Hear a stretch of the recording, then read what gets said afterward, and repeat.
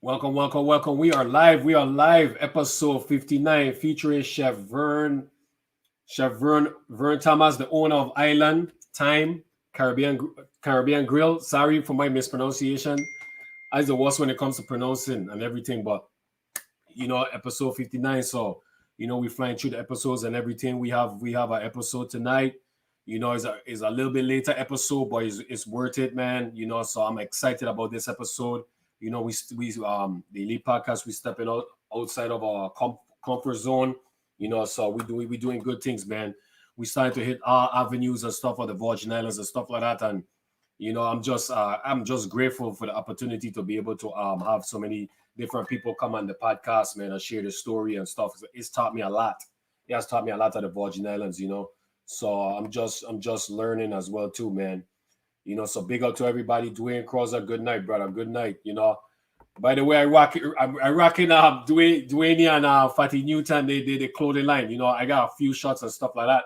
So I always try and rock the different shirts I'm in the podcast, but this is one of my favorite ones, man. And this just represents, Black history and everything like that, man. So it's perfect. Let me turn it down a little bit for the people that can see, rest, you know, 340, you know what I'm saying?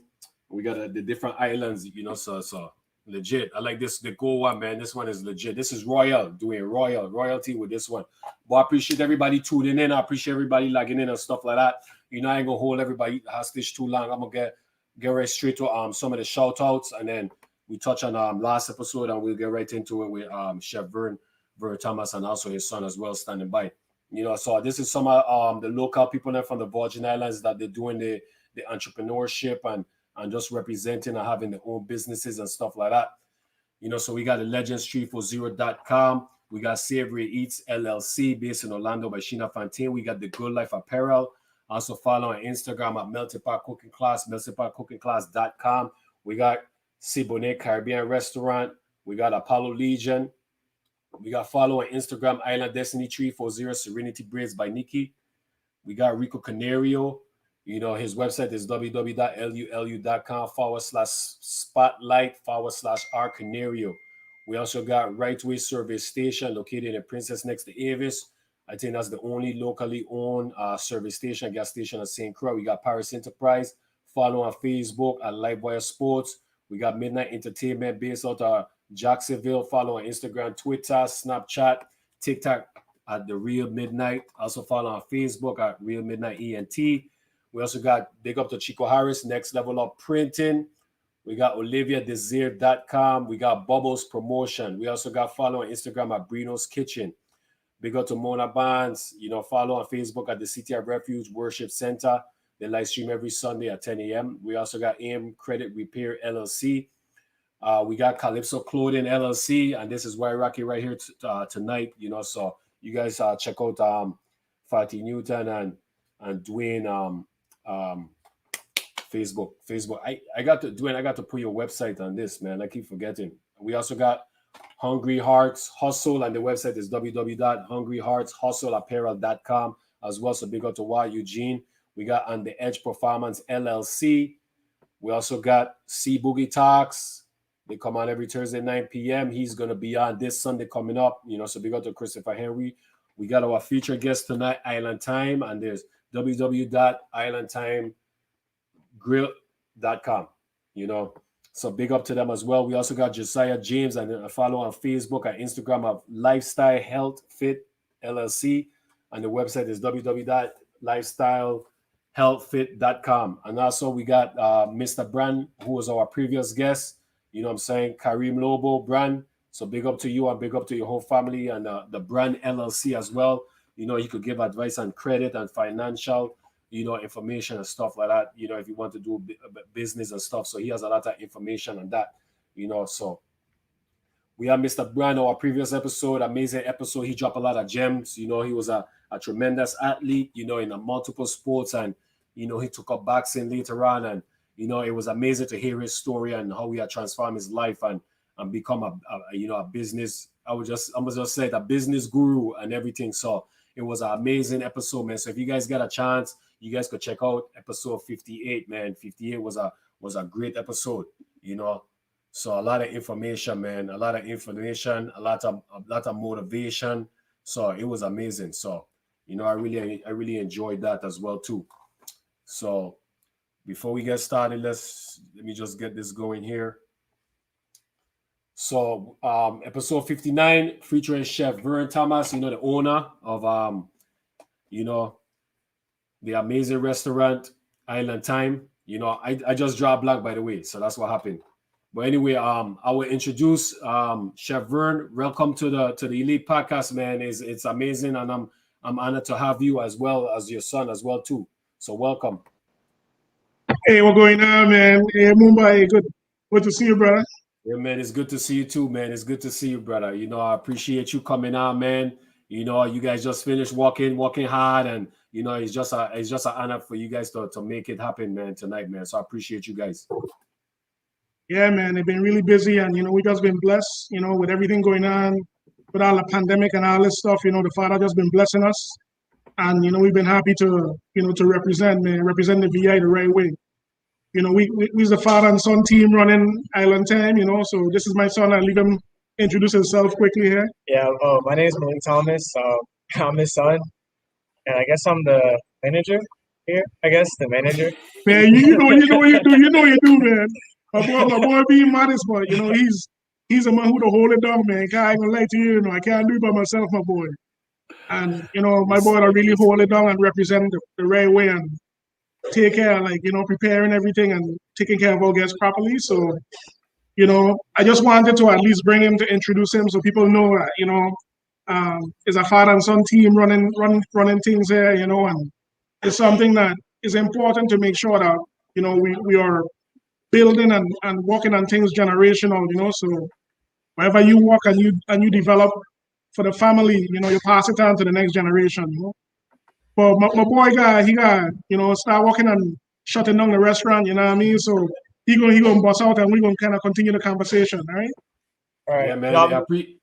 Oh, go ahead, my bad. Sorry. I was just gonna tell you, man. I appreciate him coming on, man. It looked like he ready for the spotlight. You ready for the spotlight? Man. Yeah. So I got to send this link to my co-host, so he's gonna be on in a few minutes, but we definitely get started, man. So I just want to say I appreciate you coming on and how the week going, how's the family and how's everybody doing? Yeah, man, everything is going well, man.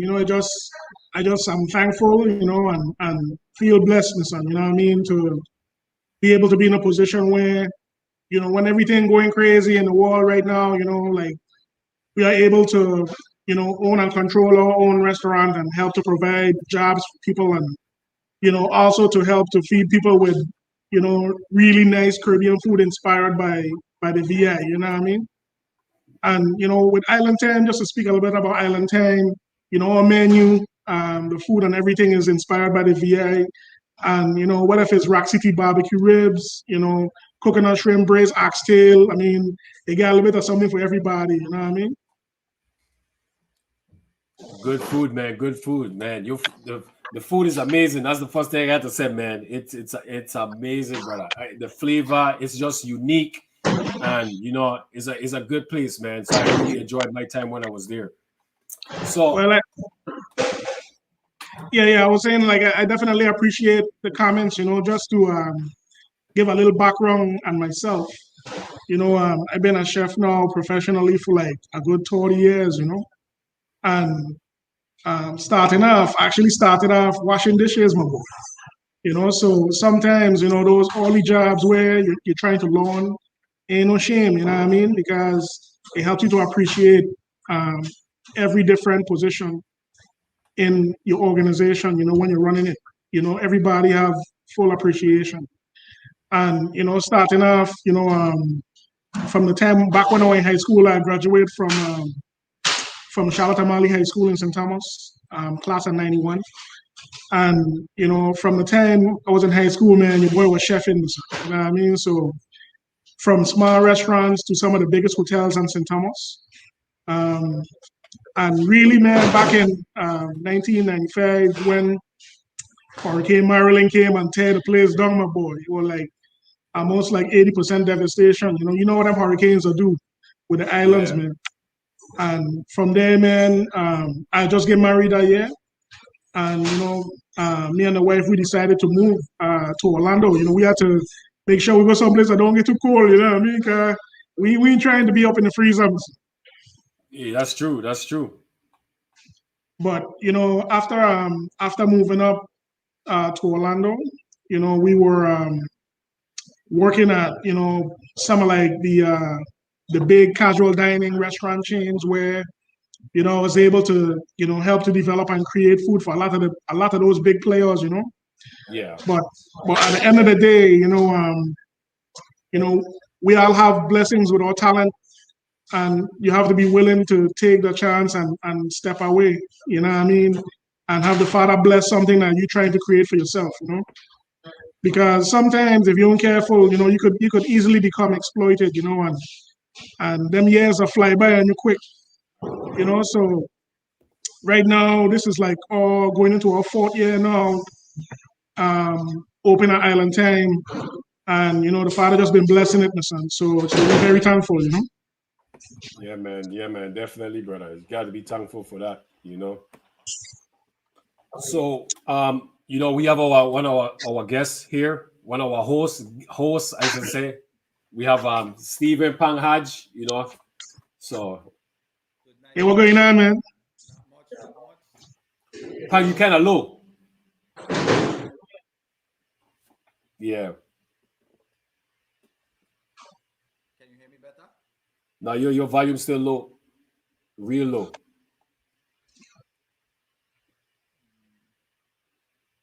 don't know what the mic on this. I'm using a different laptop today. I don't know what the mic on this one. Yeah.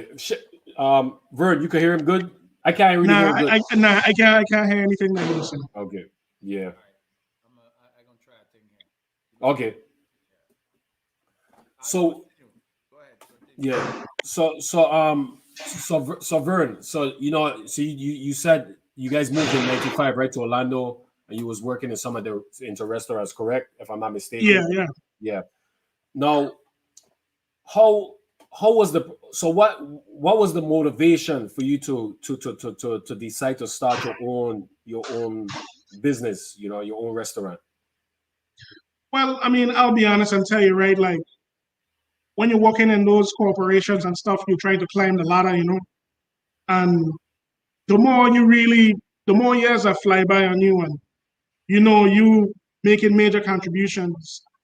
And a lot of the times you watch a man who come in who can't even boil water and they're trying to say this is your supervisor now, And after a moment of enough of that, you come to the point where, a lot of those companies, they're not built for us to really reach our full potential, you know what I mean? So you have to really kind of do some soul searching, and to reach your full potential, sometimes it takes a leap of faith, you know what I mean? And I'll tell you the truth too, a lot of it also too is from like personal development, where I've been listening to a lot of speakers also that kind of help to raise your IQ as far as where business is and how to build. You know what I mean? Yeah. So one of the speakers who I listen to a lot is Dr. Claude Anderson, and you could follow him on YouTube as well. And he have this book called Powernomics. And with Powernomics, it just really kind of helps to show you like that, like what you own and control really is, what's going to help to determine your opportunities for you and for your family, So I think a lot of it really too, man, is that you have to have the courage too, you know what I mean? Because sometimes kind of stepping away from that steady paycheck, ain't as easy as it sounds, you know what I mean? But I will tell you, man, that, sometimes when you make that first step, like the Father to open doors that you can't even see, and by taking that first step and stepping into your talent, whatever you do the best, with the least amount of effort, I mean, doors are open for you that you could never really kind of fathom, man. And then you just ended up walking into like an overflow of blessings, and I think that, once you have to believe in yourself and have your mind right first. And then everything that just kind of line up for you, man. Oh, that's kind of how I could tell you the best that I experienced. Okay, so we have a question here from Dwayne. He wants to know why you guys chose Orlando and not like Miami, Fort Lauderdale, or Tampa. What was it about Orlando that you guys chose Orlando? Well, for me, right, Orlando is kind of like one of the tourist um, and restaurant hospitality like capitals of Florida. You know what I mean? Okay. Where there's a big market for the restaurant industry in Orlando. And we already talked about the weather, you know what I mean? So that was a big piece of just Florida as a whole. I ain't trying to be a bit freezing, you know. Yeah, that's true, brother. but That's true. Orlando is a really good restaurant city, you know, and I really felt that it had a lot of the things that I saw that would have good potential for me to be able to pursue my career goals, you know. Yeah, it's good. Steven, had you back on? Could hear me better now? No, that's still low. Oh, no, then. Yeah, that's still low. So did so how was the first year? So when you open up the restaurant, how was it the first year, running the business, doing everything? I mean, look, I'll be honest, it was hard, you know, but at the same time, I was happy my board. You know what I mean? Because I mean, I look at it as it was like a good problem to have with being so busy, starting off. And, there were adjustments to be made. You have to make sure that, you know, you have all of the systems in place and, things are set up properly for you to be successful. You know what I mean? And Yeah, it'll have, when you enter into business, I mean, there are going to be some surprises. Like there's going to be things that you're going to have to make adjustments. But I know a lot of the times, like people are talking about like the first year is the hardest and all this kind of stuff. And, a lot of the time people will feel like the first year is like the year that you will either succeed or fail. But the one thing I will say, man, is that, a lot of the times people are think it's a big risk to step into business ownership and entrepreneurship, but it's a bigger risk to just depend on a 9 to 5 and don't have like a hustle, some kind of side hustle or something else that you're doing. Because if you look at like when things went crazy with like COVID and all of this stuff, and people started losing jobs, if you didn't really have something um, like entrepreneurially happening or something to support yourself and your family, you're gonna be in a crisis mode. You know what I mean? So I really think that once you know what you're doing, and once you're willing to make the step and to put yourself out there and just give it your all, man. You know, once you know what you're doing, it's not that big of a risk as you would think. It's a bigger risk to start getting comfortable and just kind of depending on that 9 to 5 check. And then when things, go sour, like if you don't have anything else going, you're gonna be in trouble. You know what I mean? that's so true. Something you said just now was so is so important. You said that if you know what you're doing, it's not that big of a risk, which is true. If you look at it that way, which that's a good gem. You know, so how how did who came up with the name of the restaurant? I would be honest and tell you like I was the brainchild with the name, but also too, my wife Lori Thomas also like, we've been kind of shooting ideas back and forth, and between my wife and my son, we kind of had discussions. We were thinking about Rock City Grill also too. I mean, we had like other names that we were playing Okay. with, but it was something about Island Time that kind of like had a nice ring to it, like something kind of catchy. And we ended there, and I think it was a good decision. I like I like the name. The name is a good name. Let's see if we could hear Pang. Could hear me good now? No. I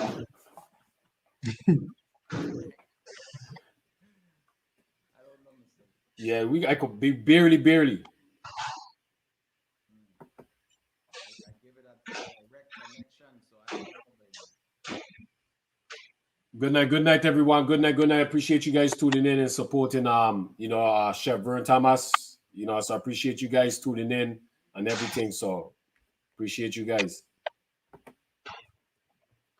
So how is the relationship with your son at work? Working with your son, because sometimes it could be difficult having working with family members, etc. during at a business. So how is that experiences for you guys? For me personally, it's lovely, man. Because Nice. I think, um, some of the things that we try to focus on is how to build, what I mean? And focusing on ownership. Because if you think about it, right, like right now, you have like an epidemic of like students going to college and coming back with master's degrees and stuff and can't find no job. You know So what I true. mean? Yep, very true. And a big reason for that is because like we don't own enough to provide jobs for those folks coming back looking for jobs. You know what I mean? So if you come back and the man ain't hiring you, then you end up kind of like doing things that is like, beneath what you went to study for. So for me, what I teach my son is how to own and how to build. Because Lovely. say for instance, if you spend $100,000 going to school, to get whatever degree, you know what I mean? If you use that same money to build something that you own and control, you might be able to make a lot more progress than you will, spending that money going to school, paying a student loan, and then not really owning anything. You just kind of coming back with like a wish and a promise that is gonna deliver something for you after you spend all that time and money at school.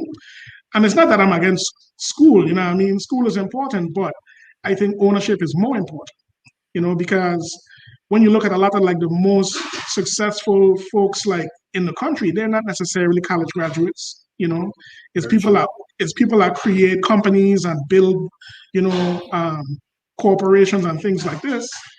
And this is something that we can do also, in our community. It's just that we have to think differently, you know, because to go to school, get a job, all that kind of talk, you know, a lot of the times it don't necessarily deliver what you think it's going to deliver after you make the commitment of time and the investment in money.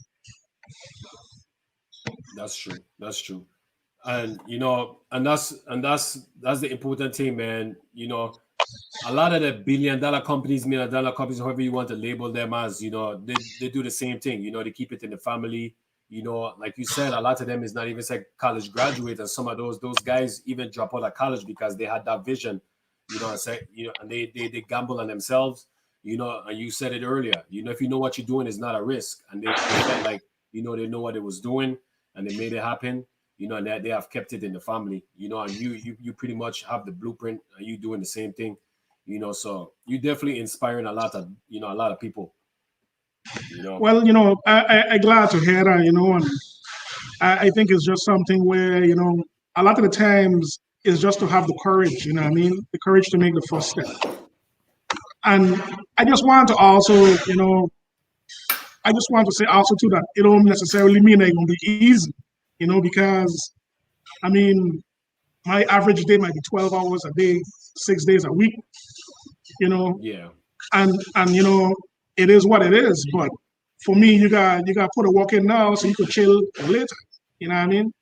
So That's when I true. hit retirement age, I ain't really worrying about no 401k. I worrying about what have we built that could be able to take care of our family now, and now that my wife and I might be like seniors, we already laid the groundwork. You know what I mean? That Yes. now the younger generation could kind of run with it, and we could be able to kind of relax a little bit. And that's what a lot of other folks in other communities do. But we have to start thinking that way as well. Very true. Very true. I think you're I think I could hear you now, Pang. I could hear some stuff. So I had to break out my hot pink Yeah, headphones. yeah. Yeah, you're good now. You're good now. good, man. They said real men wear pink, so you good. This You is my daughter's. Yeah, man. So we have the chef here, Pang. So I was listening, man. Even though I couldn't hear me, I could hear Io, man. And I just want to say nice to meet you, Chef Vaughn. And one day I gonna be able to make it down Orlando and taste some of that VI food, man.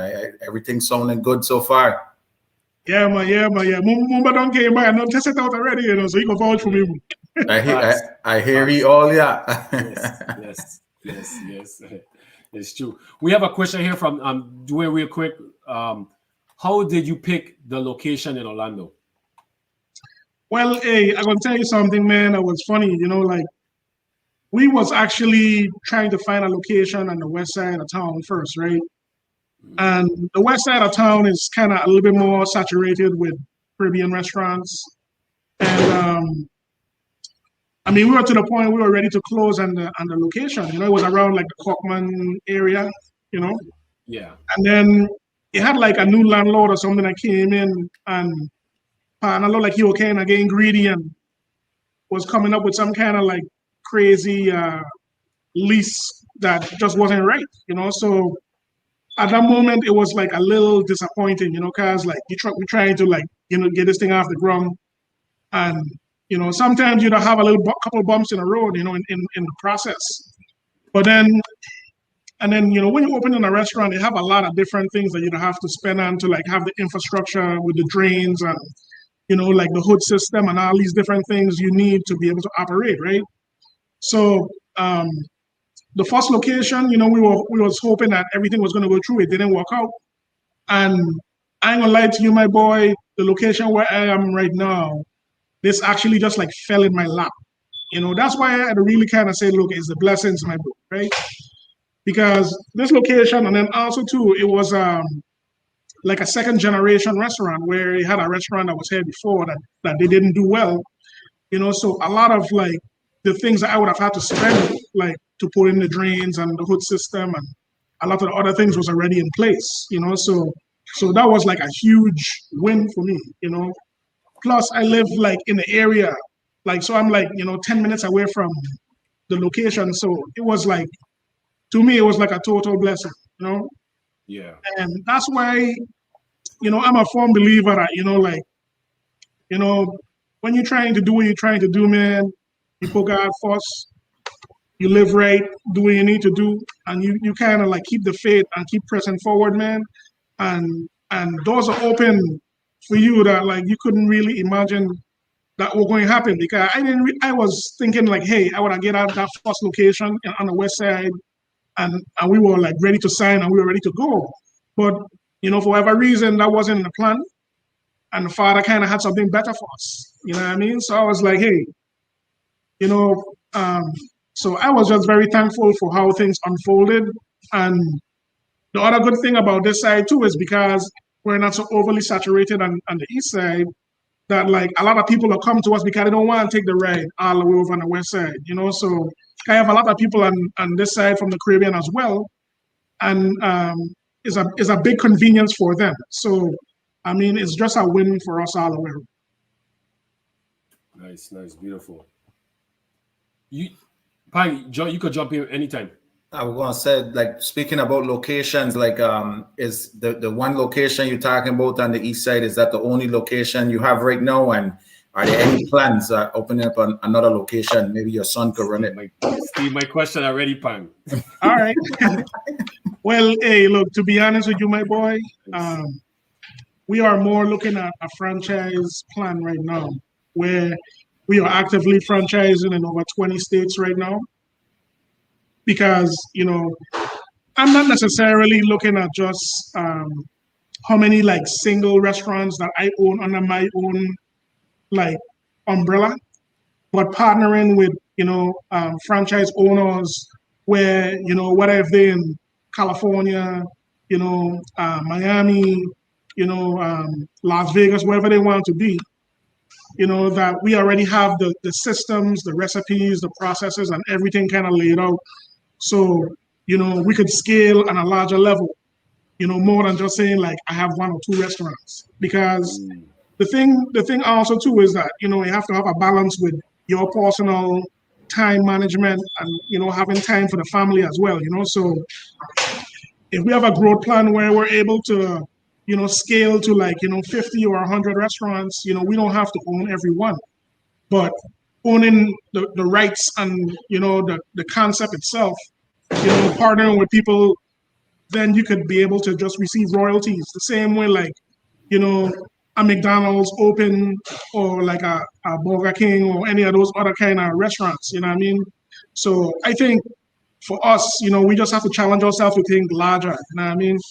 Because if I try to open up, say 2 or 3 on my own, I'm gonna be working 24/7, you know what I mean? Right. So for me, and I starting to get up there in age a little bit now too. So, it ain't like when you were young and you're indestructible, you know what I mean? Right. Now, you're going home and you're going straight for that icy hot now after walking like 12, 14 hours, you know what I mean? So it's to the point now where, we're trying to build where like we could step back and let the systems and let the concept that we create work for us instead of us working for the concept, you know what I mean? Right. True that. We have a question here from Dwayne Crozier. How did you go about building your menu and pricing? Well, I will tell you too, right? Like when I was back in the corporate world, right? I mean, I was creating recipes and costing and all the systems for large, casual dining restaurants, that were like, that had like, over hundreds of restaurants and things like this already. So Yeah. the understanding of like how to create, how to cost out dishes and how to make sure that things are done in the right way so you're profitable and that the business is, being run the right way. All those things were things that were kind of like learned, like through the years of my experiences, So a lot of the things is that, when you working and you in that phase of your career, what you're doing is you learning and prepping yourself, you know what I mean? So the thing is now that you understand a lot of like the business systems, because like, for instance, when I create a recipe, I mean, it's costed down to the penny, you know what I mean? Like if I pour a sprinkle of like seasoning, I could tell you like that's like 2 cents, you know what I mean? So it might sound kind of like intense, right? But to be able to understand what every single ingredient and what every single item costs on your menu is the foundation to make sure that you're running profitable items. And it's not that you want to not give people like a fair meal for the price, but you need to understand what everything is costing, and that way it's more than just like you just like throw something on the grill and just like say like, yeah, like I think this should be about that.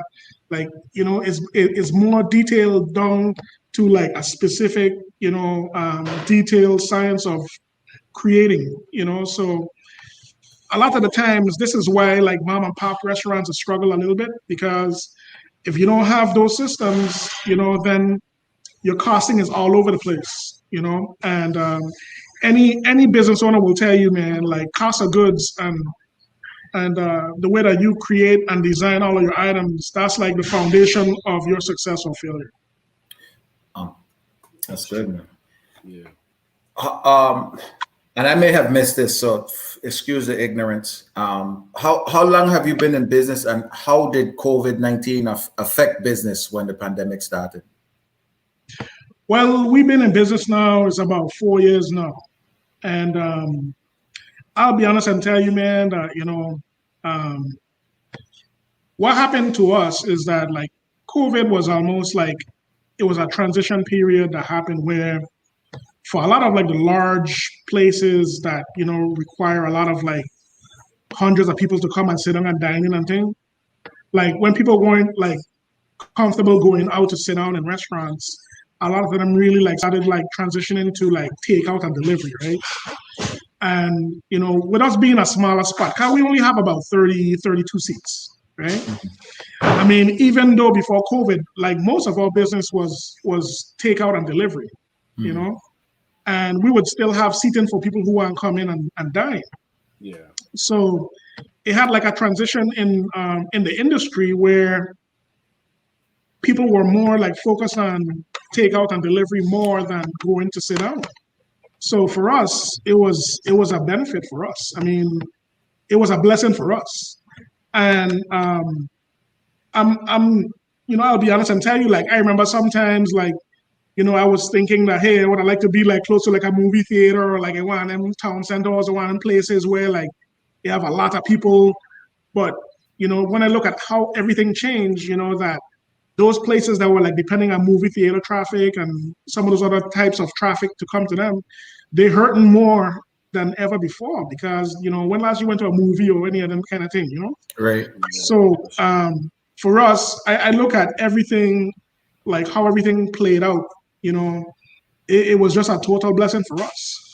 And I ain't gonna lie to you, man. Even back like when I was back in the corporate world, it would have some situations where like people would really make you feel like unappreciated, Mm-hmm. and some of that sometimes also too is kind of like the motivation to help you to kind of like really make the move, right?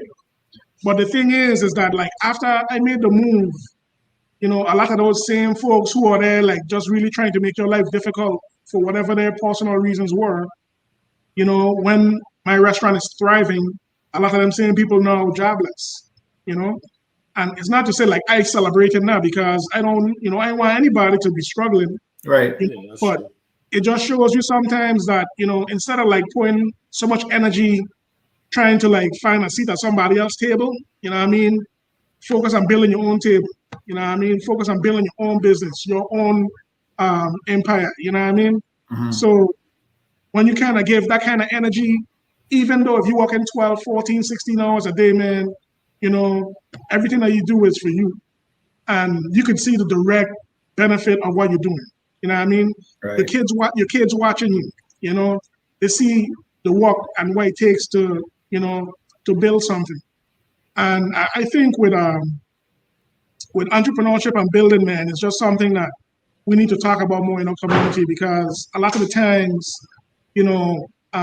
fear paralyzes a lot of our folks from taking the necessary steps to really preparing your family to take the next level, to level up, And I just really feel that, I'm a Christian as well. And I'll be honest and tell you, dude, that, when you take that entrepreneurial leap, it'll be the ultimate walk of faith, because you can't really see, what's going to happen. Like every day you come and you open up your doors, you don't know if you're going to have one person or 1,000 people, so it's just like every day is just like another step in that walk of faith. And, I think that, once you willing to take that first step, man, the Father will be right there for you. And that's you can't say it any better than how you just said, man. Right. That is so true, man. So true. Now you have some good reviews on Yelp and some of the different where you could rate the restaurant and stuff. What is some of your focuses that you are focused on to get you into that position? Yeah, I mean, I would say when it comes to the reviews, right?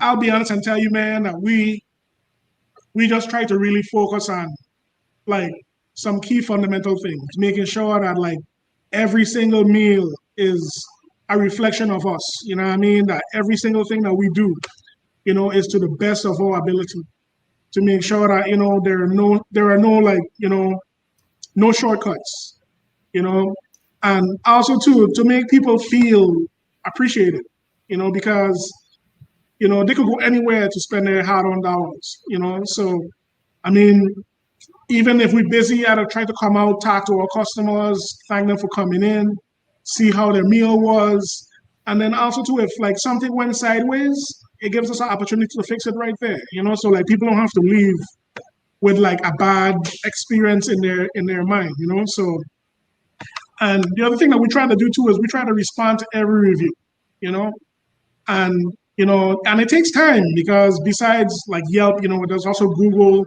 and other review platforms that we try to respond to every review.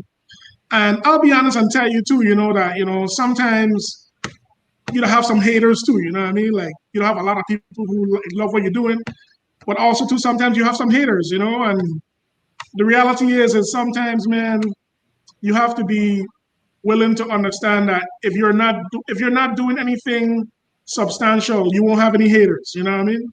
If you're trying to work and doing great things, you know, you're gonna have haters.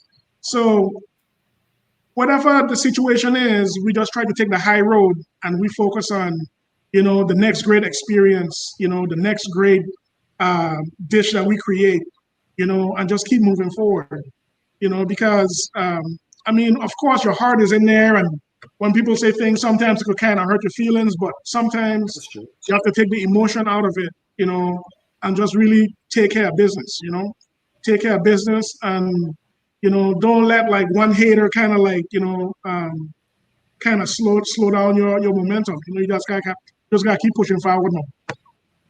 Yeah, gotta keep pushing. We got a question here from Dwayne. Do you outsource your delivery, or it's on the house, and why? He meant to say in-house, and why? Oh, in-house. Oh, okay. In-house. Yeah, for delivery, we partner with like Uber Eats, DoorDash, and some of those delivery third-party companies.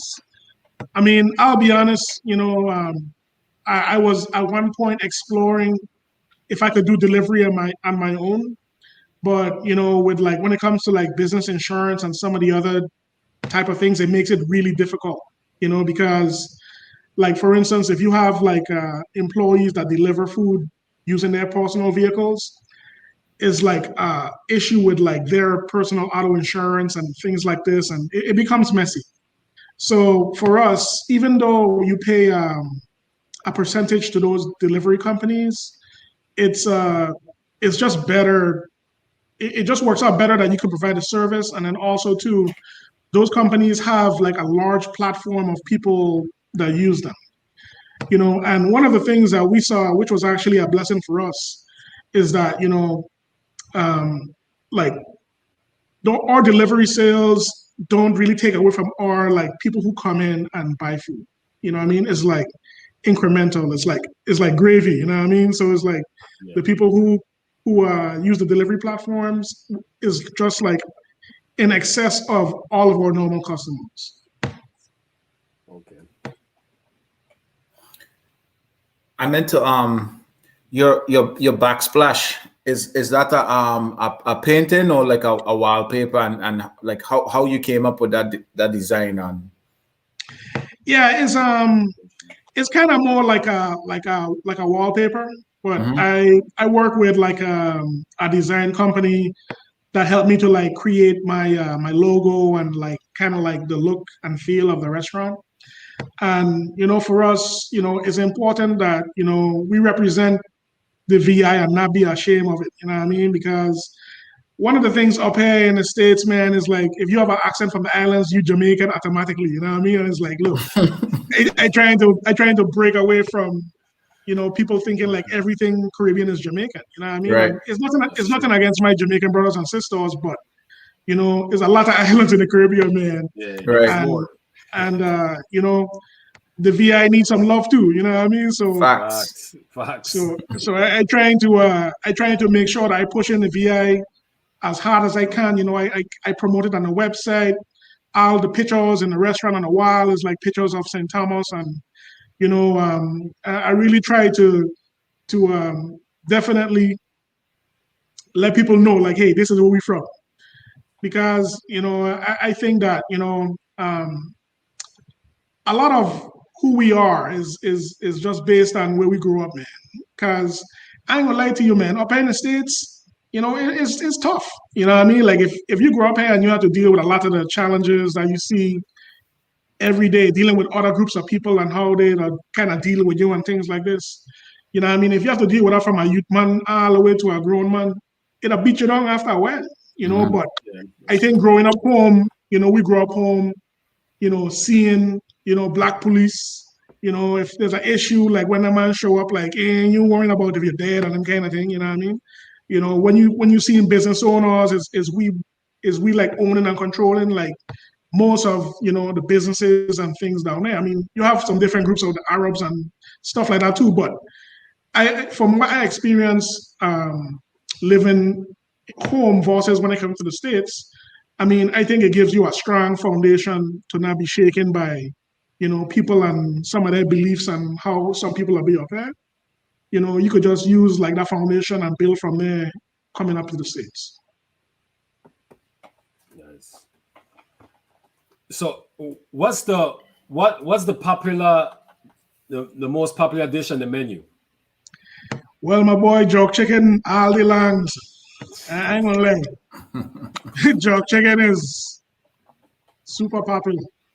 And a couple of the other popular dishes too, like all Rock City barbecue ribs. It's like fall off the bone, tender, guava barbecue sauce, braised oxtail, falling off the bone again, simmered in like an oxtail gravy.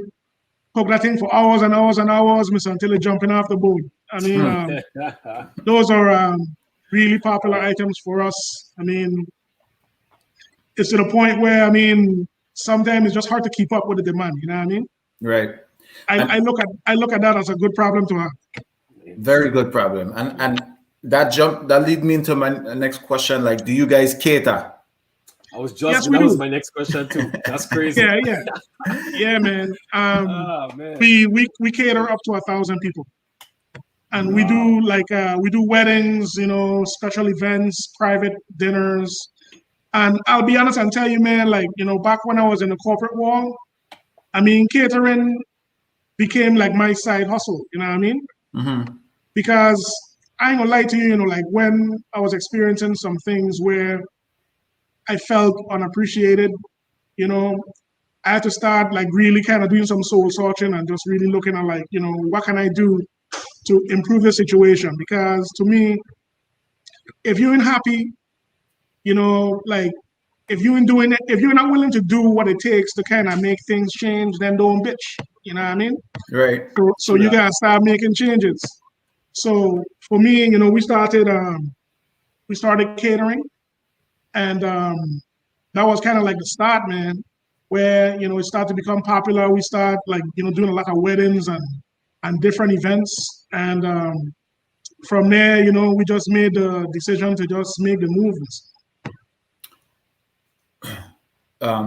Being that I never saw the menu, do you guys do breakfast or is it just lunch and dinner? Just lunch and dinner. That's a good question. I mean, I would say with just lunch and dinner, it gives us, it gives us enough what we need where, you could still have like a little bit of quality of life where you don't have to be in the spot like 24/7, Right. So we open at 11 and we close at 9 p.m. And on Sundays is the only day that we open at 4. We only open for dinner on Sundays because Sundays are one day for family, for worship, you know what I mean? Like, and that's one of the good things about kind of having your own spot. Hold on one second. Yeah, we're closed. Yeah. Sorry. Yeah, we're closed. All right. Yeah. Customer just walking in. Sorry. You ain't get your door locked, my son? Yeah. My son walked out. I got to lock the door, but all right there. So ain't no worries, man. Ain't no worries. That's a show how good. That's a show how good it is, Pang. They're still coming in. Right. Yeah, man. And he has some weight too. So yeah, man. So like I was saying, like one of the good things about like running your own spot, like you could kind of like create your own hours of operations and whatever works for you and for your family. You know what I mean?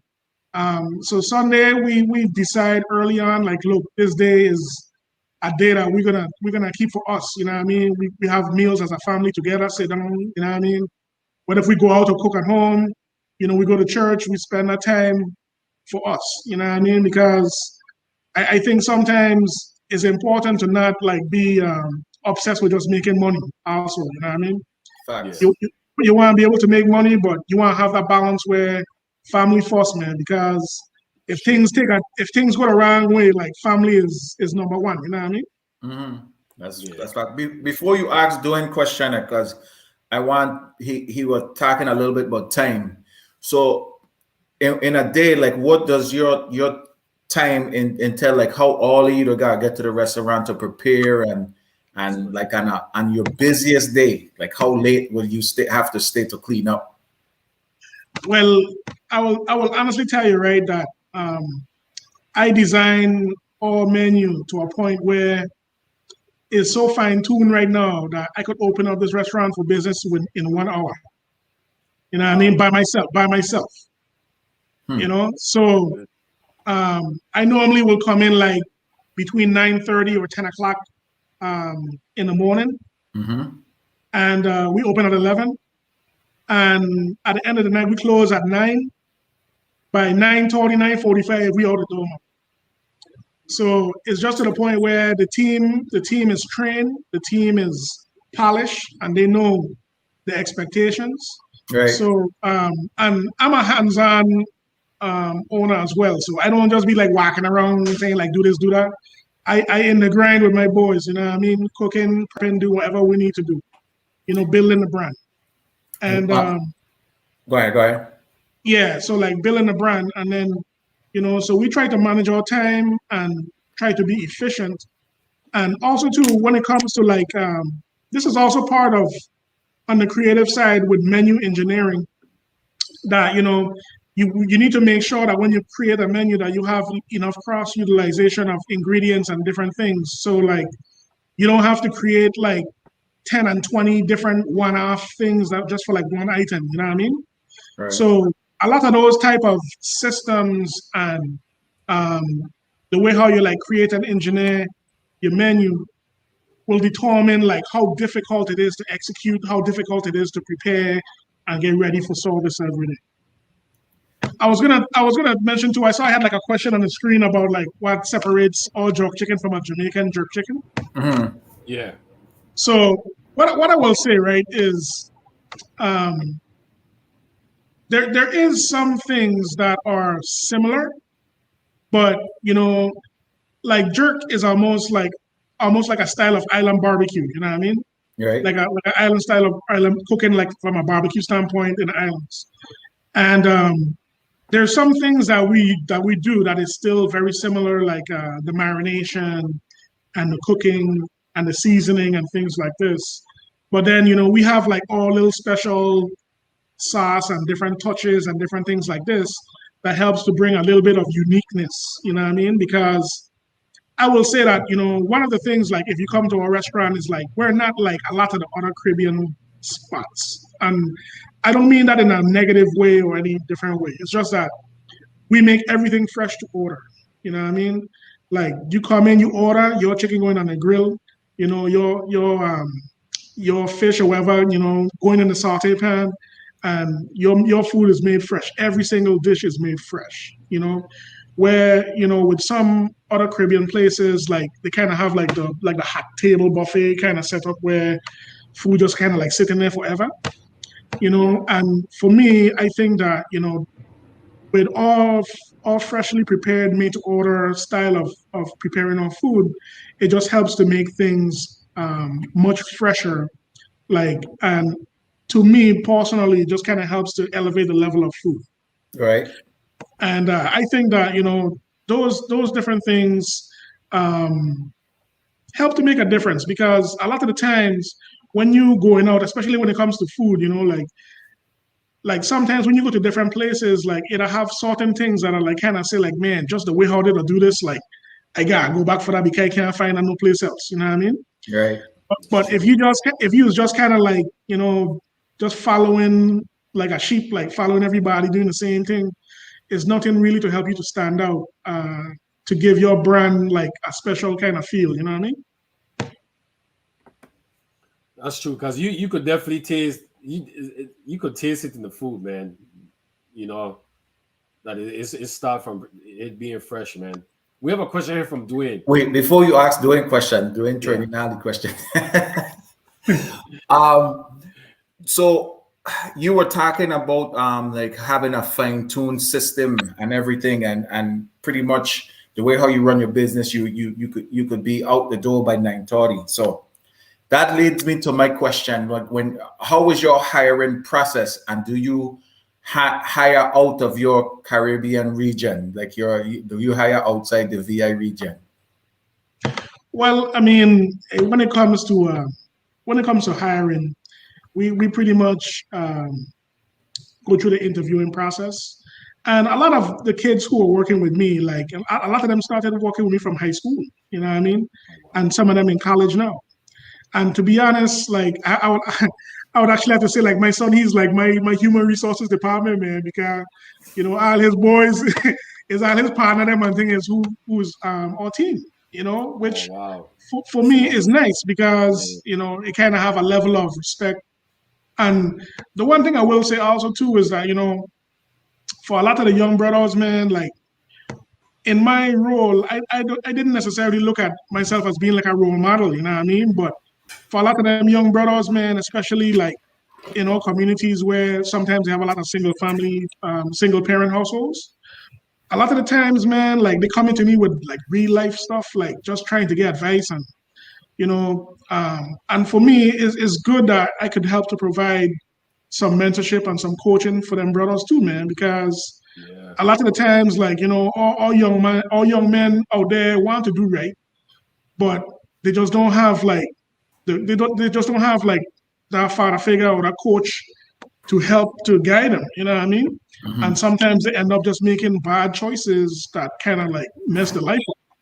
So for me, man, the mentorship, the coaching is important for me too, and I help to develop those guys, man. I mean, I have guys who started out washing dishes. Now that man is like some of my top cooks, So I mean, it means a lot because this is something that we need to do, man. We have to like kind of take that time and develop the next generation, man, because sometimes like you don't really know like when you helping to develop folks like what their future will end up being like, you know what I mean? Like I could help to set them on a path for greatness, who knows?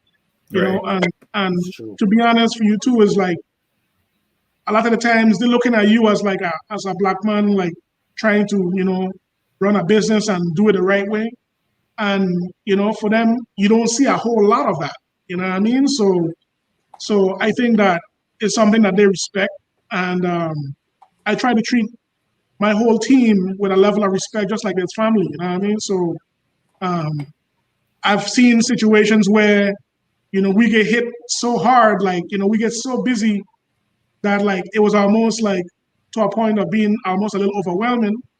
And I see my troops just like come to the rescue and like do whatever was needed to get through it. You know what I mean? So as a business owner, like you have to know that you can't do it all on your own, but with teaching and coaching and developing these guys, like these guys is like soldiers now, you know what I mean? Right. And when the battle is at hand, that man ready to do, they're ready for whatever and ready to be there to pull us through and make sure that we take care of our guests. And it's to the point now that I don't really even feel like I have to be here all the time. You know what I mean? Because I think one of the big tests of like if your business is running successfully is how well is it doing when you're not there? Yeah, you know like what I mean?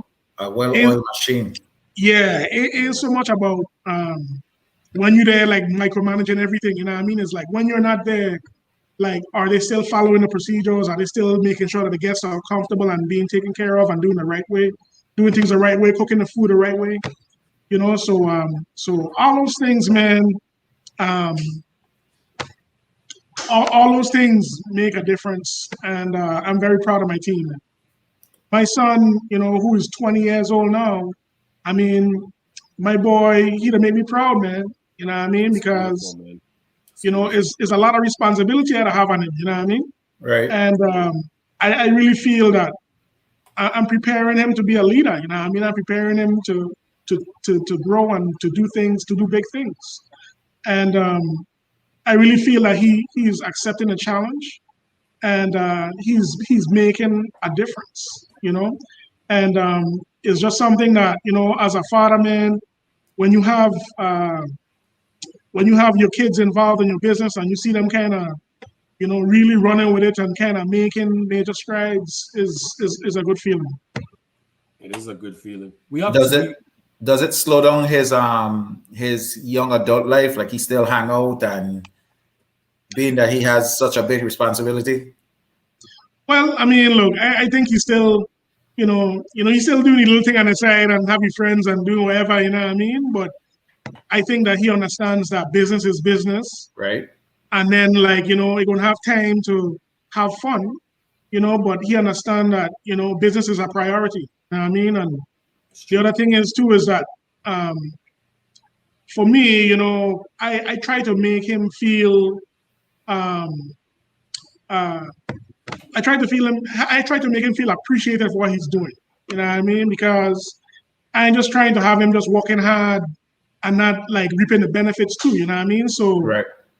So if we're doing well, he doing well too. You know what I mean? And right. That's just really the way it's supposed to be, man. Because I want to show him the benefits of ownership. You know what I mean? And to help him to think differently. Because like I know we were talking about like, the mentality of kids now, we're just going to school and getting a degree and then trying to go ask somebody to hire them and all this kind of stuff, it's like, for me, I try to teach my son a different way. You know what I mean? And it's not to say that going to school and getting a degree is not a good thing. Right. I mean, but I think that if you own and control and you building and you doing things, you know what I mean? Like that traditional path is not as important as you would think. Right. That's facts. So we got a couple questions here from the viewers. One we'll piggyback to because you mentioned about everything is fresh, to cook. So how long usually a customer will wait to get their food? I will say like the average preparation time is like between 10 to 15 minutes to make a dish. The only thing it would depends on like how busy we are. Like, so if it's a line to the door, you know what I mean, and going outside, it could take a few more minutes. But what we get a lot of too is people call ahead, you know what I mean? So a lot of people call ahead, order, and then when they come, they just pick it up. So whether if you call ahead, picking up delivery, or you want to come in and sit down, typically we try to like not have you wait longer than like 10, 15 minutes. But with restaurants, with the volume, it all depends, That's true. Now we have another question here. Do you have employees that have been there from the start? Yeah, we have employees here that have been there right from the start, man. And I will tell you the truth too. Like we even had employees that like was with me from the start. Then they like went to go test the waters, like of like some of them other like corporate companies and stuff. Yeah. And then when they see all of the nonsense, that they gotta be dealing with, they was like happy to join the team again.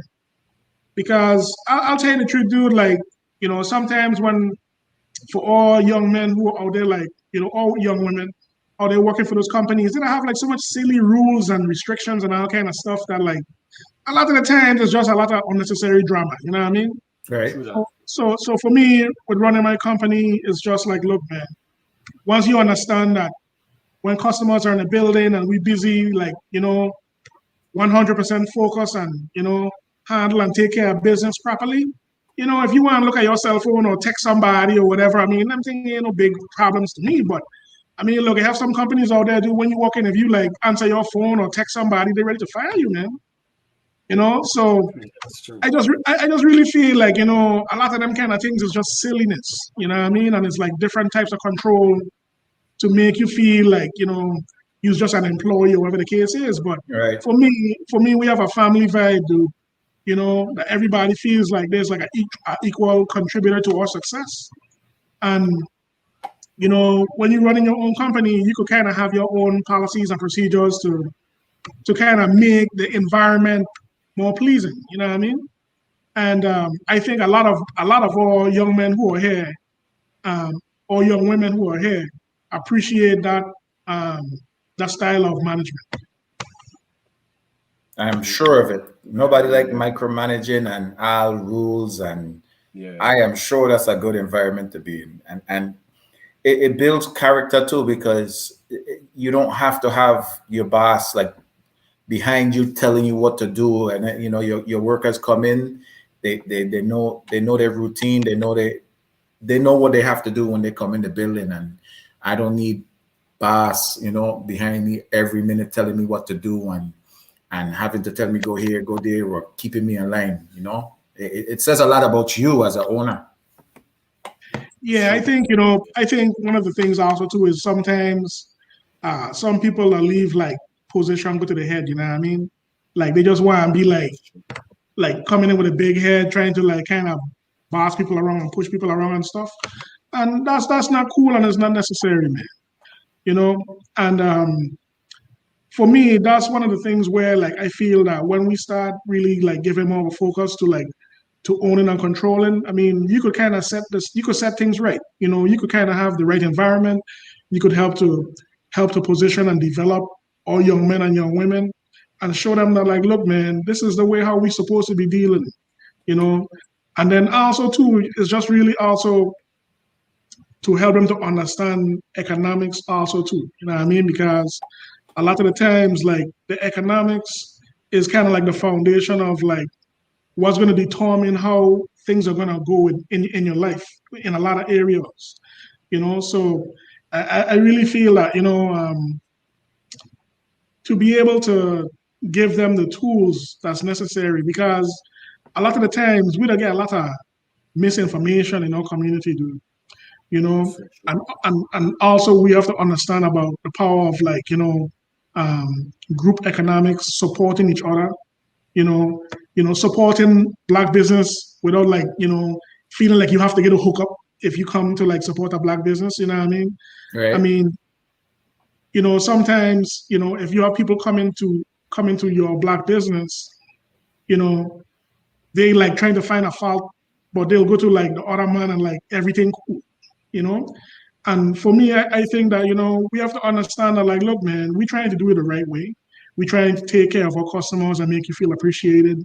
And, we need to make all resources bounce, between different Black businesses and support each other. So, like, if I need an electrician, I call in a Black electrician to come and hook up my lights. If I need a plumber, I call in a Black plumber to come and hook up my pipes. So, like, it's important to understand that we have to kind of support each other, and that's kind of how your community gets stronger. You know what I mean? If we just kind of give our resources away to every other community and we don't support each other, then you're gonna always be struggling. That's true. So you mentioned earlier that some of your son friends, you guys have like a team. Do they have any type of inspiration to maybe one day own a restaurant? Because I know you said like some of them started out as washing dishes and now they're cooking. So have they spoken to you about maybe one day owning a restaurant or being a business owner and probably a different Well, I think that what I will say is that we have some folks who are like interested in learning more about culinary and learning more about cooking and things, and maybe possibly owning a restaurant in the future, right? But what I would really say is that I have a lot of my employees who are also pursuing like other fields. You know what I mean? Like I have one guy who's trying to become a doctor. I have like a guy who's trying to be like an architect and different types of fields, right? Which require like college education. But I will honestly tell you the one thing that I take away is that for a lot of my employees now, just based on like the mentorship and the encouragement and the conversations we have, they're more thinking about like, if I get a medical degree, I look into get my own practice versus going to work for Florida Hospital or whatever. You know what I mean? Yeah. Like, so like, I think like they kind of more thinking more about ownership more now than ever before. And awesome. To me, those are really good seeds that are being planted in the guys who are now looking at life with a different set of lenses. You know what I mean? Because it's easy to just kind of go through the traditional route of just trying to get a degree and then like trying to get hired. You know what I mean? So now instead of just trying to get hired, they're trying to build now. Right. But at the same time, I will say that to be real, it takes time. You know what I mean? Like, because everything that you're trying to do takes capital. You know what I mean? So it don't mean that you come out of medical school or whatever, and then you might not be able to like open up your office right away. But even if you kind of have to start off working for like a hospital or whatever the case is, when you get your paper right, you're already kind of starting with the end in mind, versus just kind of like there for like 20, 30 years. And then, when like something goes wrong, they let you go, your pension gone, all kind of thing, you know what I mean? So I think now it's just that like, the team is thinking more entrepreneurially than, they would have. You're inspiring, man. You're inspiring in a good way, man. That's good. That is so good, man. Be able to have that mindset so young, man, that's a beautiful thing, Being that your son, he plays a manager role, and then he has a few of his friends working there with him, and he probably have people older than him. Is any like respect level ever crossed? Is it hard for him to manage older people versus his friends or younger people? Well, I mean, I think I really don't see him having that issue. And I really think he don't really have that issue because there's a respect for like the way that we run our operation and the way that how we don't deal with everybody, like kind of more like we's like family, you know what I mean? More than as a boss and you as an employee. Like we don't have that type of relationship. And I mean, don't get me wrong, right? I mean, whenever you're managing your friends, it's gonna always kind of have a little challenge, because that's just how it'll be with your boys, right? Right. But I really think because that, like, they respect us, you know what I mean? And we are workers, you know what I mean? Like, we're not just like, do this, do that. I mean, I ride on the grill with the man them, you know what I mean? I ride there prepping with the man them.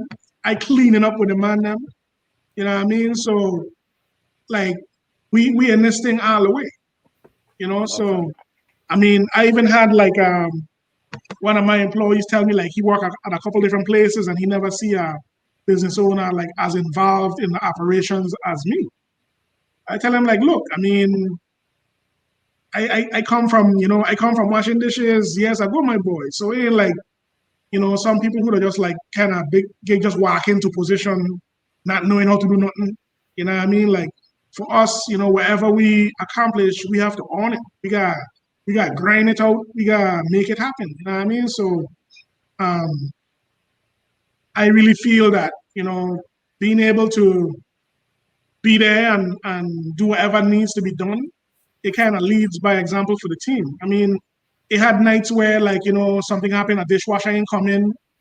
Man, look, I washing dishes. You know what I mean? And for me, it's nothing. Right? It don't bother me.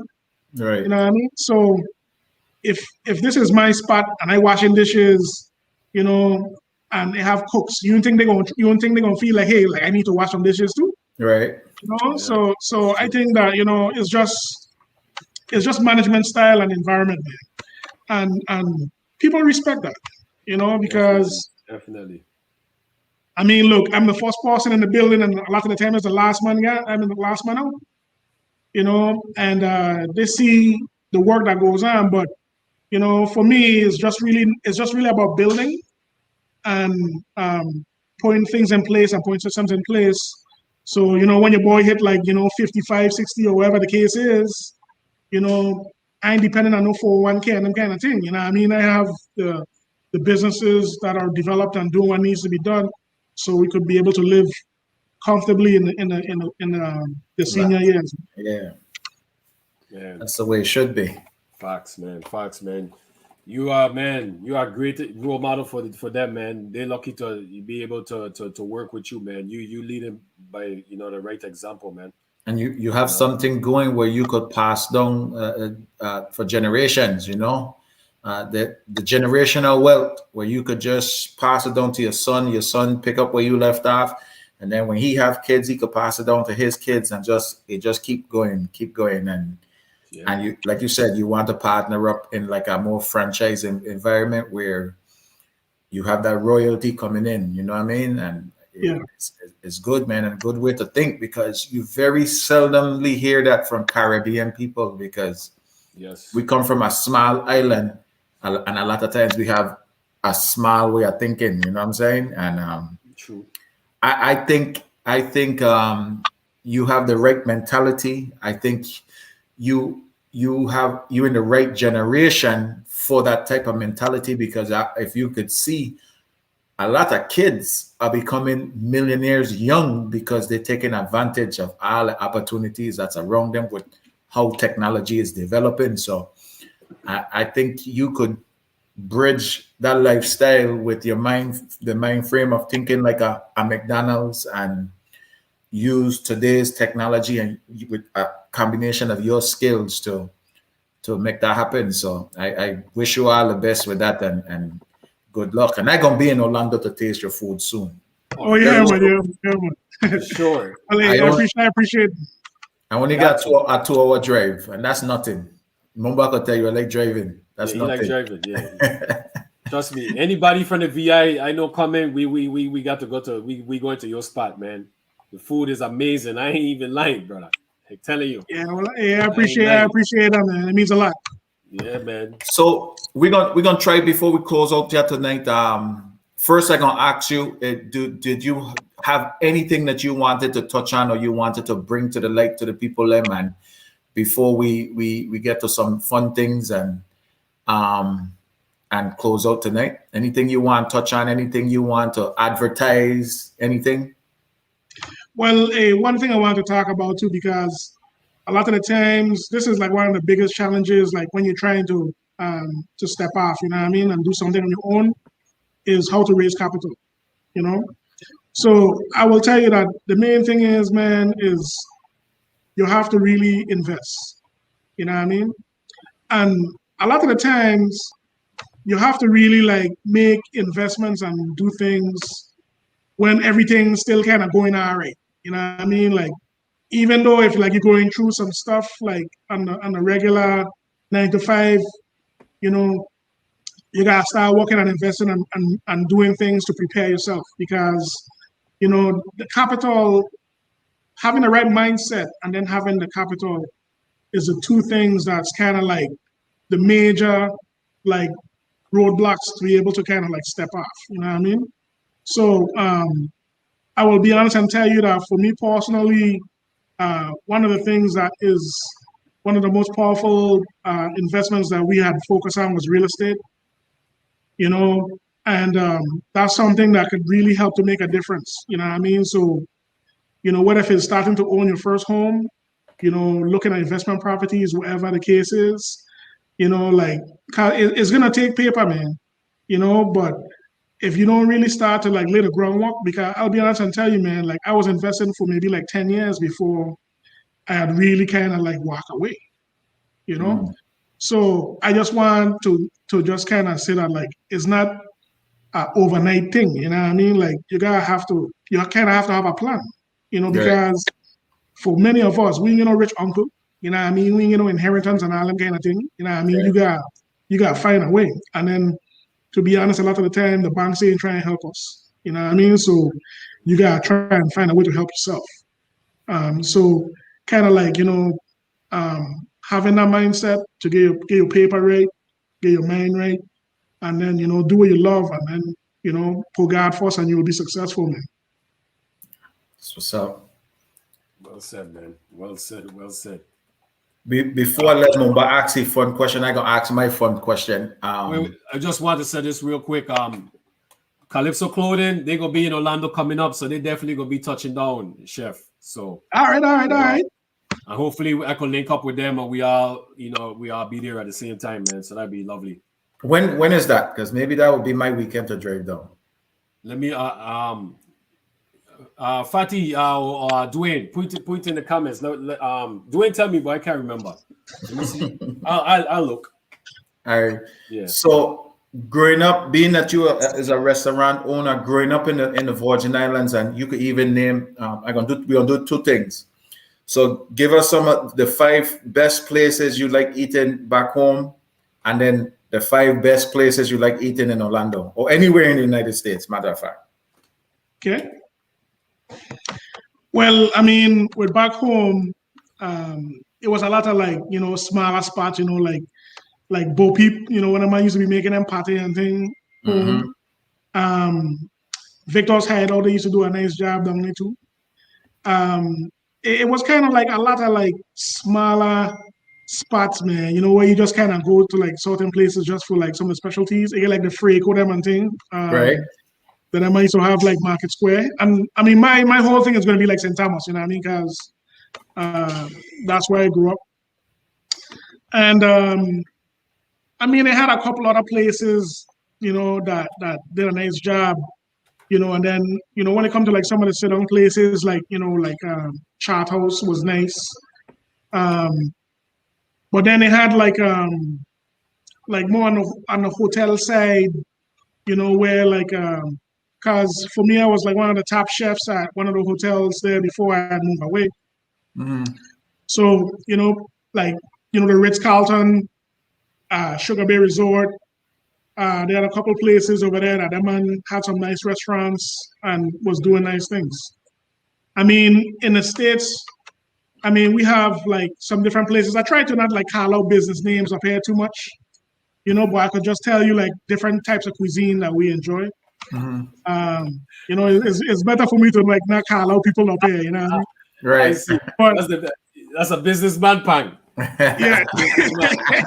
We understand. We understand. I ain't want to stare people. You ain't want to stare people away. Yeah, I hear you, man. I hear love you. it. Love it. We definitely understand that one. We're gonna give it that one. So, Yeah. Mumba, go ahead and ask your knucklehead question. So, what's your favorite dish to cook? That's a good question, my boy. I mean, I would tell you like I like oxtail, my boy. Oxtail is really lovely. Just slow cook, falling off the bone, and just delicious, man. I mean, I would actually say that I really like lamb a lot too. Like I did like a jerk rack of lamb that we did before that was just amazing. Some of those items like I don't have in a restaurant because they're a little bit too expensive for like the price point that I want it to be. Yeah. But and then I mean you can't go wrong with seafood either, you know what I mean? Like just on our menu, we have a jerk shrimp dish that we serve. We also have a jerk grilled salmon that's one of our newer dishes that's really popular. I got to try that one. Definitely coming for that. I got to try that. Definitely coming for that. You have a lot of good choices, my boy. I ain't gonna lie to you, man. I ain't trying to praise myself too much, but we have some good choices. But what wrong with that? If it's good, it's good. You got to praise yourself. I'll praise you, don't worry. Yeah, sometimes they say it's better to leave other people praise you more than you praising yourself. True that. That's true. Well, I go praise you. So I've been doing it forever since. So I'll continue doing it. All right, man. Much love. Much love. So who is the best cook in the family? Are you trying to put me in trouble? That's it there. So well, look, I learned a long time ago to not compare in the family. You know what I mean? But all I will say is everybody could throw down. That's all I can say. You know what I mean? Everybody representing. I mean, and I'll tell you the truth too, right? My wife have some items on our menu that she helped to inspire. You know what I mean? Like our mac and cheese, which is like super popular. I mean, that's hard. That's hers. You know what I mean? So, I mean, we create and we do stuff together as a team. So, I would just say like for us, it's not so much like who better than who. It's just like it's everybody moving forward. You know what I mean? That's kind of more like yeah. We have a question here from one of our viewers, Carrion. Do you make roti too? Actually, on roti, that's something that is more kind of like Trinidadian. You know what I mean? Like we don't really do roti. We have like curry chicken, we get like curry shrimp and stuff like that, but we don't do roti. I mean, the main reason why is for me, I really trying to focus hard on VI, you know what I mean? And it's more like meat pate, Johnny cake, and them kind of thing. Like so much roti. But also, like, I feel like it's something that for everything on the menu, like, I want it to be like the absolute best. You know what I mean? Right. And True that. and roti isn't necessarily like something that we don't specialize in home. You know, so like I didn't really kind of give that a focus. But who knows what the future could bring? You know? Right. Biggest pet peeve while cooking. I mean, I like to be clean and organized. I mean, so I mean, clean as we go. We keep our kitchen spotless. I mean, it's to the point where when we have a health inspection, it's like no big thing, man. We running it tight every single day. So when she comes, it's like, okay, she here, you know, leave her do a little write up and thing, and then we good. You know what I mean? Because everything is clean, tight, organized, and that's the way we run our kitchen. Wait, one question. No, yeah, go ahead. Have you won any awards yet? Any type of competition? Any type of you put yourself in any type of competition, or just won any awards for somebody like one of them person that go wrong? Just I forget what they call. They just go wrong tasting food in different restaurant. Well, I will say, like, you know, like there's some awards like on Yelp, which is kind of like one of the review platforms that we kind of like, you know, get like a Yelp award every year. I mean, for me, I mean, I've had a lot of great experiences over the year. Like, you know, I was one of the judges at like some of like the Caribbean culinary competitions over the years. That sometimes they do it in Miami, and I've even been on the Food Network a couple of times too. You know, like I did like a cooking show with Rachel Ray when she used to do like that $40 a day show. Yeah, I remember that show. Yep. Yeah, and we did like a couple different like there's a show like with that she did in Las Vegas, and I was on that show, and we did like some other events on the Food Network. So I've kind of been, you know, back in the days of the corporate world, you know, I've been kind of out there doing a lot of things. But you know, a lot of the times now I kind of like leave some of the stuff from the corporate world behind, and we just pushing forward and a new direction. You know what I mean? Right. Facts. 3 musical artists that you could cook to. We'll be cooking to them all day, all the time. But I will say, like, you know, some of my favorite artists is Buju. I like Buju Banton. Okay. I like Shaba. And these guys might be more old school, you know what I mean? No, we old enough. We old enough. And okay. You know, these days now is all this mumble nonsense and things. So, you know, I kind of listening to the old school. And then of course, you know, you gotta represent Bob Marley, you know what I mean? Facts. So 5 dinner guests, dead or alive, in your restaurant. Wait, run that one by me again. 5 dinner guests in your restaurant, dead or alive, that you would love to have. Oh, okay. Man, this is some good trivia now. You're making me think now. It's the goal. That's the goal, man. That's the goal. I hear you, missing. Well, I think, you know, going back to someone like the artists that we were talking about before, you know, it'd be nice to have Bob Marley. That would be nice. Man, yeah, man, for sure. I mean, I would say I actually like the minister, Louis Farrakhan. Okay. I like Dr. Claude Anderson. And these are some of like the inspirational folks who I listen to. Mm-hmm. I like Dr. Umar Johnson. I like Dr. Boyce Watkins.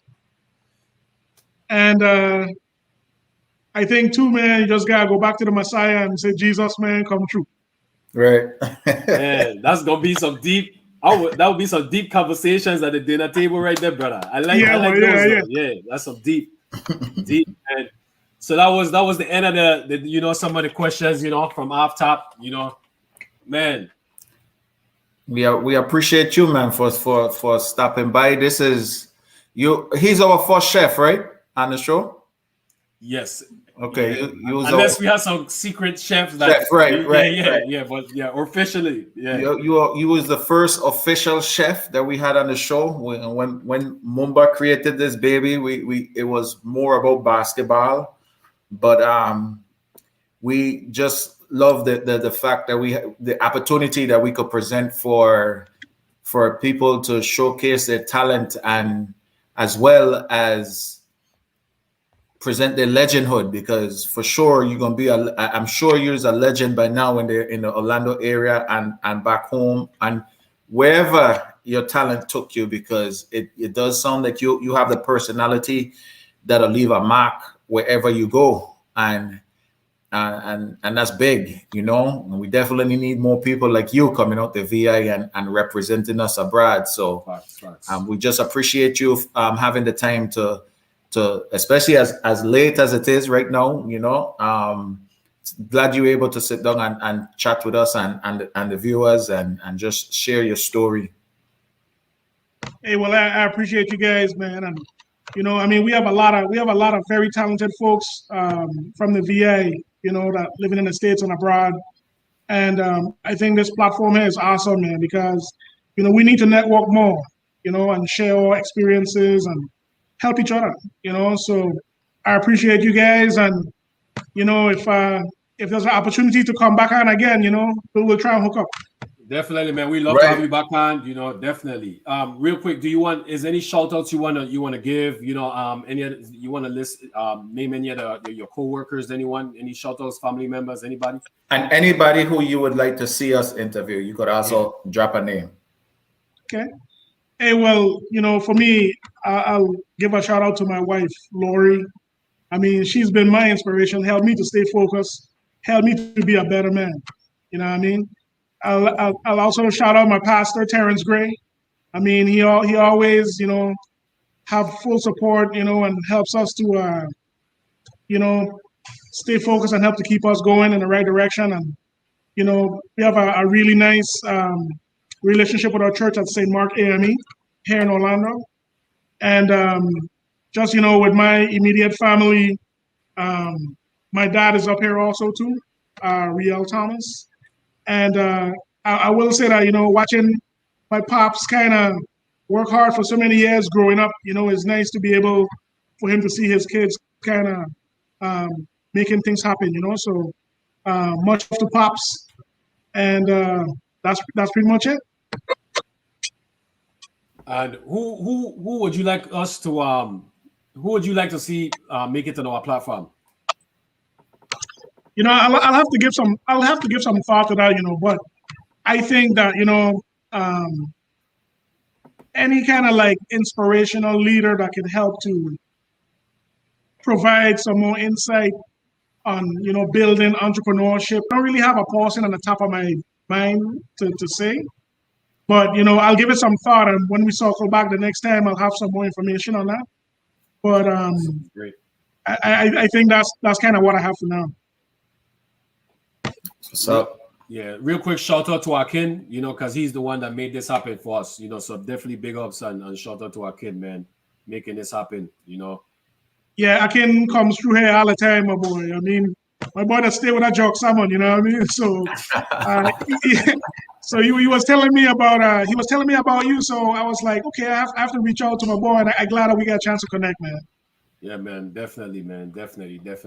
big up Akin if you're watching. Yeah, big up. So Sunday, we'll be back Sunday. We have C Boogie, you know, from C Boogie Talks that comes on every Thursday, 9 p.m. Christopher Henry, he will be on this Sunday. And then we have Warren Brooks coming on Monday. And then after that, we will be kicking off, you know, March, Women's Month. Yeah. The person that we have coming on Sunday, he also has a podcast platform. So we could probably drop your name over to him and maybe get you guys connected. He does his shows on Thursdays at 9. So maybe that's another networking opportunity for you. And he presents a different crowd maybe, and so it's another option for you as far as getting your business out there. So I know Orlando is a hot spot for jams and things. People that travel to come Orlando, and I'm pretty sure they would love some VI food when they come there. I know I will. So Right. yeah, so we're gonna drop your name over to he, and maybe if you have a chance to even watch his interview on Sunday, you know, or it'll be much appreciated, you know. All right, man. That sounds like a plan, man. Yeah. And the Johnny Cakes, them good too, by the way. You guys Yeah, do man. Johnny Cake. I was going to ask, you know. I was going to ask if you don't do Johnny Cake, because Yeah. Yeah, man. We definitely don't fry them fresh to order too. That's So they what's coming up. out. So they coming out hot and fluffy, my boy. Good Johnny Cake. Yeah, it's like you back home.